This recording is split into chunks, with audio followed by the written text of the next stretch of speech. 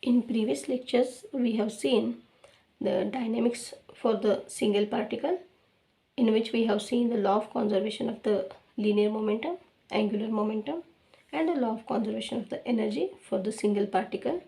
And also we have seen dynamics of the system of the particles, in which we have previously seen law of conservation of the linear momentum, angular momentum, and the conservation of the energy for the system of the particles. So in this lecture we are going to start with the law of conservation of the energy for the system of the particles. So let me write it here.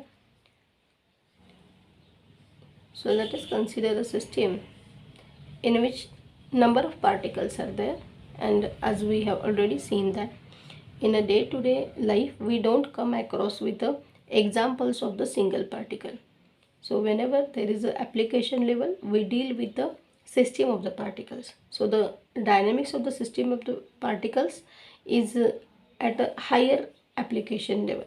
Suppose there is a system of the particles which consists of n number of particles, and if the force applied on the system, we call it as a F external,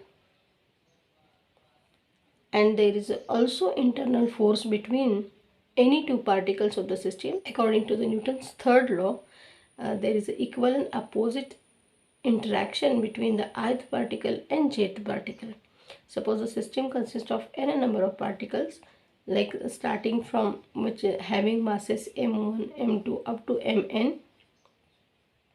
If I consider any particle randomly, I will call it as a ith particle.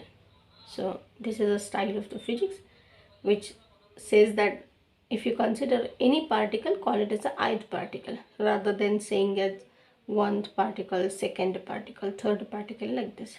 So if I consider the ith particle, so for this ith particle, the total force applied will be given by F is equal to F external plus F internal. And as we are dealing with a single particle I, so it will be Fi external, Fi internal, and this will be the total force on the ith particle.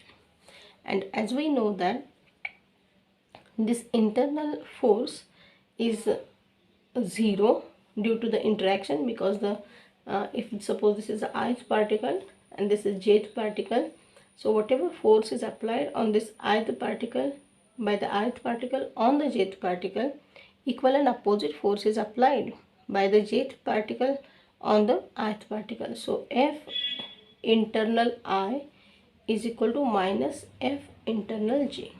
So these interaction forces are equal and opposite, and they will cancel out each other. Therefore, total internal force acting on any particle will be 0. Therefore, the total force now acting will be Fi external. Now, if I take the total force acting on the whole system, so I can write this F. So we are considering for the whole system, therefore we have removed this I. So it will be summation of Fi external, where I runs from 1 to n. Suppose the system consists of n particles, and if I collect the external force applied on each and every particle externally, and if I take summation of that, then that will give me the total force on the system of the particles. Total work done by the system or on the system. So this total work done will be equal to summation of integration from 1 to 2 into F into dr. Now this is a total force for the system of the particles. We know that this dv is equal to dr upon dt.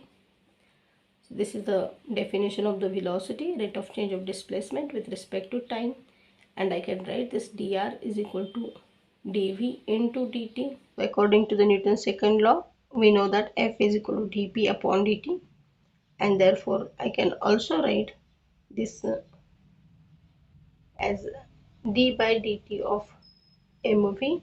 So let me just put the value of this F and this dv into this equation, and therefore this equation will become summation of integration from 1 to 2 d by dt of mv into this dv into dt. So this dt will get cancelled. So it will be summation integration from 1 to 2 n into dv into dv. So it will be summation of integration 1 to 2 m dv square, and if we solve this we are going to get 1 half m v2 square minus 1 half m v1 square, which is nothing but equal to T2 minus T1.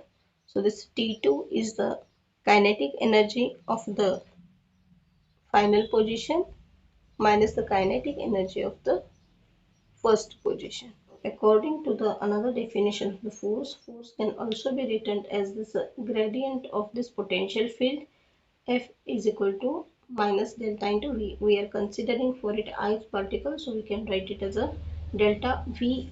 If I want to calculate the work in a form of the potential fields, now this is a total work, so I can write it as a summation over integration of minus delta Vi into this dRi, and this summation is running from 1 to n, and this integration is running from 1 to 2. 1 and 2, these are just the positions of the system from when the system is moving from position 1 to position 2. Now if I solve this, we are going to get, this is nothing but the V will be there from 1 to 2, V2 minus V1 minus of this, so it will be V1 minus V2. So this is W. This is a work in a form of the kinetic energies. So this is W is equal to T2 minus T1. Similarly, we have also got the work in a form of the potential energies, which is V1 minus V2. Now comparing these two equations, we can say that T2 minus T1 is equal to V1 minus V2, or we can say that V1 plus T1 is equal to V2 plus T2. This is the law of conservation of the energy for the system of the particles, which says that if the external forces acting on a system of the particles are conservative, then energy is also conserved in the system of the particles.